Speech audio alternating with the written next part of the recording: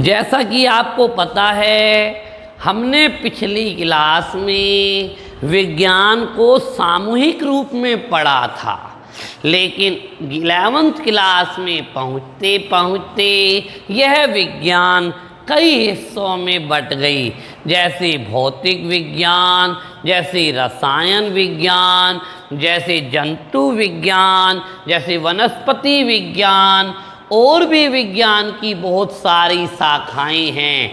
हम फिलहाल प्रेजेंट में रसायन विज्ञान के बारे में बताएंगे। रसायन विज्ञान को अंग्रेजी में केमिस्ट्री कहती हैं, CHEMISTRY। एक्चुअली रसायन विज्ञान है क्या? कहने को तो मैं कह देता हूँ, विज्ञान की वह शाखा जिसमें पढ़ने में रस आता है, आनंद आता है, पर यह कोई वैज्ञानिक मापकों पर आधारित परिभाषा नहीं है। वैज्ञानिक मापकों पर आधारित परिभाषा है विज्ञान की वह शाखा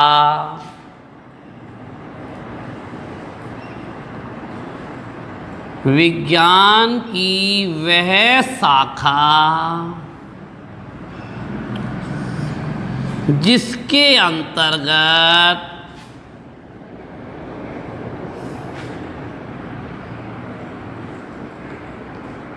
पदार्थ की संरचना,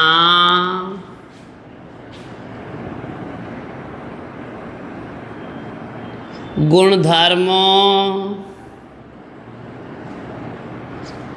पदार्थ की संरचना, गुणधर्म व गुणधर्म में ही आ जाएंगे, गुणों व उपयोगों का अध्ययन किया जाता है।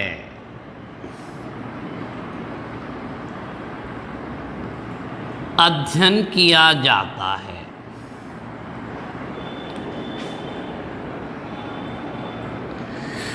विज्ञान की वह शाखा जिसके अंतर्गत पदार्थ की संरचना, गुणधर्म व पदार्थ के उपयोगों का अध्ययन किया जाता है। एक्चुअली जिसे आप पदार्थ कहते हैं, जिसे आप पदार्थ कहते हैं, उसे द्रव्य भी कहा जाता है। और रसायन विज्ञान में सभी पदार्थों को रसायन कह देते हैं। तो विज्ञान की वह शाखा जिसके अंतर्गत रसायनों का अध्ययन किया जाता है। दुनिया में, प्रकृति में मौजूद सभी पदार्थ रसायन हैं। ऐसा नहीं है कि हमने यह केमिस्ट्री इस साल पढ़ रहे हैं, हमने 10th में भी पढ़ी थी। आप याद करो, हम पदार्थों के बारे में पढ़ते थे। हमने पढ़ा होगा NaCl के उपयोग,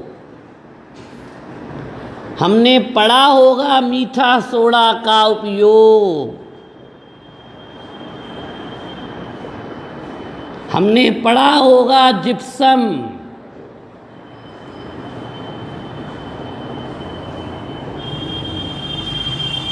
हमने पढ़ा होगा कैल्शियम कार्बोनेट, हमने पढ़ा है HCl। ये सब पदार्थ ही हैं, ये सब रसायन ही हैं। तो मैं रसायन आपको सांकेतिक शब्दों में समझा रहा हूँ। रसायन कौन है? लो जी, HCl रसायन है, NH3 भी रसायन है, H2O भी रसायन है, NaCl भी रसायन है, मीठा सोडा NaHCO3 भी रसायन है, कैल्शियम कार्बोनेट भी रसायन है, CO2 गैस भी रसायन है, O2 गैस भी रसायन है। ये सब रसायन है। तो हमें इन्हीं के बारे में तो पढ़ना है, इन्हीं की संरचनाओं के बारे में तो पढ़ना है, इनके गुणधर्मों के बारे में ही तो पढ़ना है, इनके उपयोगों को ही तो पढ़ाना है। तो आज आपको यह पता लग गया होगा कि हम रसायन विज्ञान में एक्चुअली पढ़ेंगे क्या। रसायन रसायन होते क्या हैं? एक तरह के पदार्थ या द्रव्य। सबसे पहले तो पदार्थ को दो भागों में बांट दिया गया है, तत्व और यौगिक।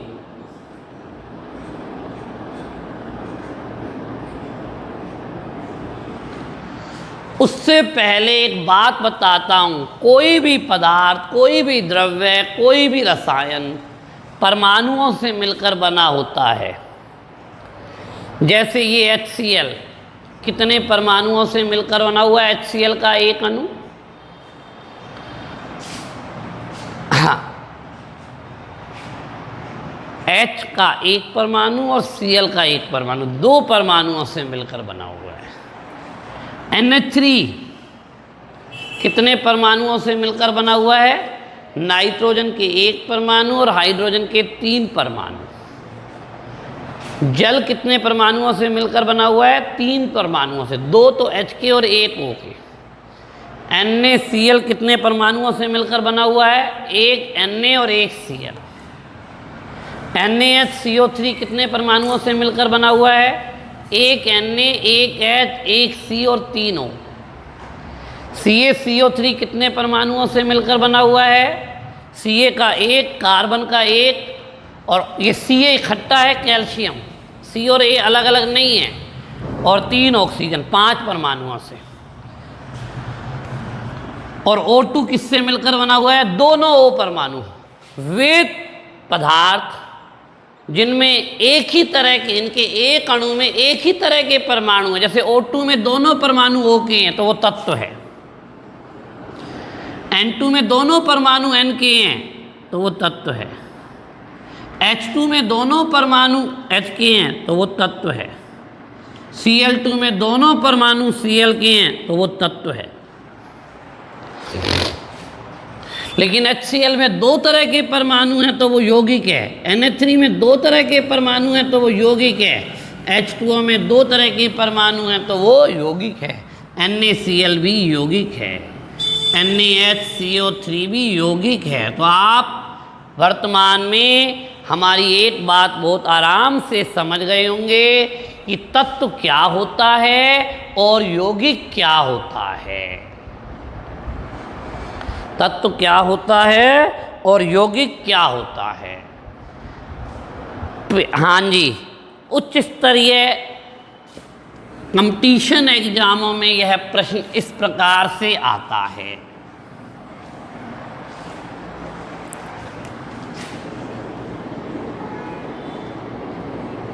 निम्न में से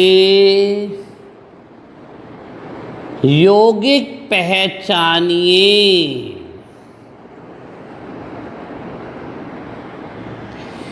ACl2, BO2, CN2,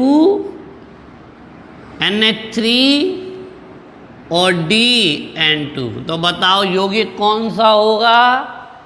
उत्तर आएगा C। तो हम एक बात समझ गए कि एक ही तरह के परमाणुओं से मिलकर बना होगा, वह परमाणु होगा, वह तत्व होगा। 2 या 2 से अधिक तरह के परमाणुओं के निश्चित अनुपात में मिलकर बना होगा, वो क्या होगा? यौगिक होगा। अर्थात पदार्थ जो है ना, अणुओं से मिलकर बना होता है और अणु परमाणुओं से मिलकर बने होते हैं। पदार्थ अणुओं से मिलकर बना होता है और अणु परमाणुओं से मिलकर बना होता है। पदार्थ किससे मिलकर बना होता है? अणु से। और अणु किससे मिलकर बने होते हैं? परमाणुओं से।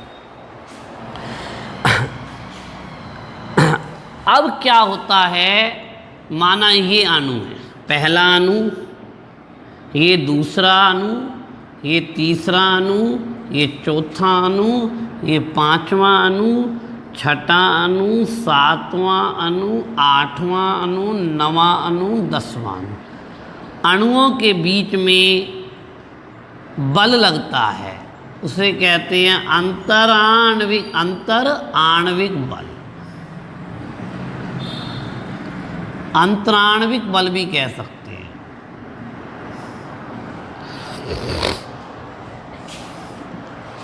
अणुओं के बीच में एक प्रकार का बल लगता है, इस बलों को हम अंतराण्विक बल कहते हैं। अणुओं के बीच में एक बल लगता है, इन बलों को हम अंतराण्विक बल कहते हैं। अणु अंतराण्विक बल कहते हैं। अब यह अंतराण्विक बल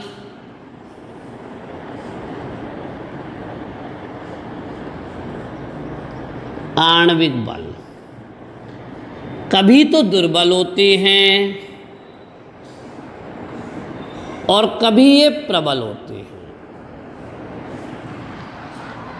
कभी तो ये दुर्बल होते हैं और कभी कैसे होते हैं, ये प्रबल होते हैं। अगर ये अंतराण्विक बल दुर्बल हैं तो अणु दूर दूर रहेंगे। अगर ये अंतराण्विक बल दुर्बल हैं तो ये अणु दूर दूर रहेंगे, और जब अणु ये दूर दूर रहेंगे तो इसकी अवस्था गैस होगी। जब अंतराण्विक बल प्रबल हैं तो अणु पास पास रहेंगे, तो या तो ये द्रव होगा या ये ठोस होगा। मैंने कहा अणुओं के मध्य अंतराण्विक बल दुर्बल भी हो सकते हैं, प्रबल भी हो सकते हैं। अगर दुर्बल है तो अणु दूर दूर रहेंगे और उस समय ऐसे पदार्थ की अवस्था गैस होगी। और अगर अंतराण्विक बल प्रबल हैं तो अणु पास पास रहेंगे और उस समय पदार्थ की अवस्था द्रव या ठोस होगी। इस आधार पर पदार्थ को 3 भागों में बांटा जाता है, गैस, द्रव और ठोस। कौन से 3 भागों में बांटा जाता है? गैस, द्रव और ठोस। इन्हें हम एक एक करके बिल्कुल प्रॉपरली अध्ययन करेंगे कल से।